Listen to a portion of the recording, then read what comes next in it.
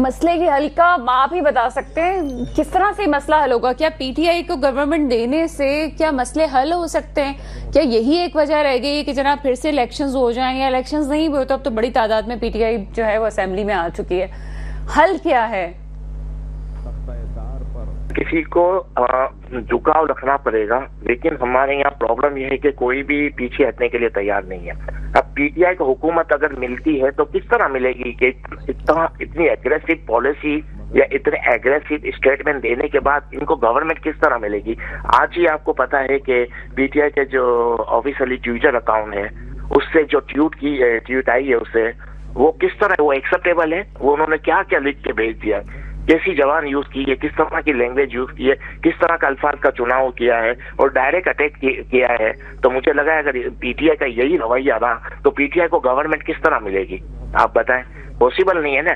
कुछ चीजें ऐसी हैं जिनको पीटीआई को भी एक्सेप्ट करना पड़ेगा, पाकिस्तान की सियासत को समझना पड़ेगा और पाकिस्तान की सियासत में एस्टेब्लिशमेंट का तो समझने के लिए तैयार ही नहीं इकबाल अडवाणी साहब। मैंने खुद ये बात 2 दिन पहले बोली थी बीपर पे, ये जब फैसला आया था कि ओवर कॉन्फिडेंस हो जाते हैं, समझते नहीं है बात को, और अभी भी यही बात कर रहे हैं कि हम बात नहीं करेंगे।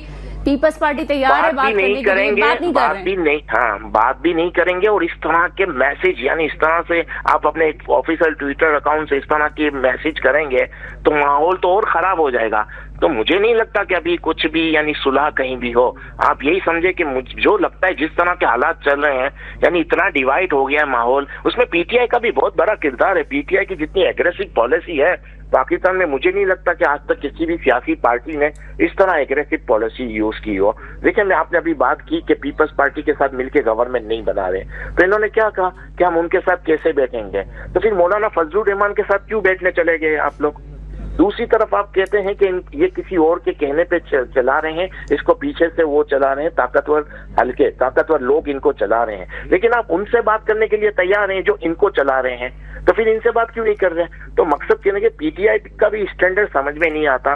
क्या अभी आप कह रहे हैं कि मुझे एस्टेब्लिशमेंट से बात करनी है, इनसे बात नहीं करनी, और दूसरी तरफ एस्टेब्लिशमेंट पे वो पथराव भी कर रहे हैं यानी, और क्रिटिसाइज भी कर रहे हैं और कहते हैं कि ये सब चीजों की जिम्मेदार एस्टेब्लिशमेंट है और उससे बात कर रहे हैं। तो फिर आप पीपल्स पार्टी से बात करके गवर्नमेंट में आ जाते तो क्या हो जाता? अच्छा, इकबाल अडवाणी साहब, एक और बात आपसे पूछेंगे। अभी पीटीआई की क़यादत मौजूद थी स्क्रीन के सामने, मीडिया से बात करते हुए उन्होंने ये कहा कि जो महंगाई का तूफान आ गया उसकी वजह से सब कुछ हुआ है। ठीक है, महंगाई का तूफान है, तो क्या ये महंगाई का तूफान सिर्फ मुस्लिम लीग नून की वजह से है? ये पहले कुछ भी नहीं हुआ था? ये कह रहे हैं जनाब ये जो डॉलर के रेट्स हैं मसनूई तौर पे इस वक्त कितने 350 पे ये जाएगा, और जो है जनाब इतना हर चीज का वो सामान का रेट्स बता रहे थे। मैं मानती हूँ कि इस वक्त पाकिस्तानी अवाम परेशान है, लेकिन इसका क्या जिम्मेदार सिर्फ मुस्लिम लीग नून को ठहराया जाए, मौजूदा गवर्नमेंट को ठहराया जाएगा?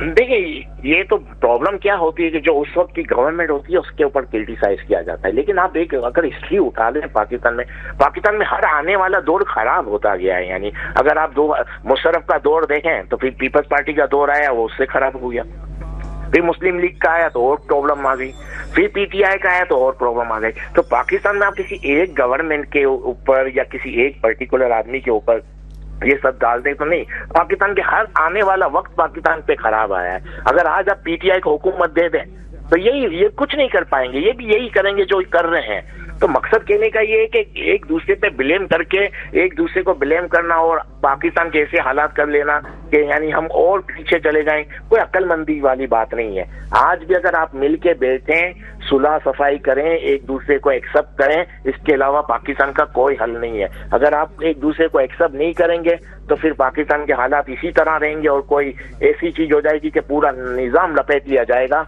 और यही हालात लग रहे हैं जिस डगर पे हम जा रहे हैं।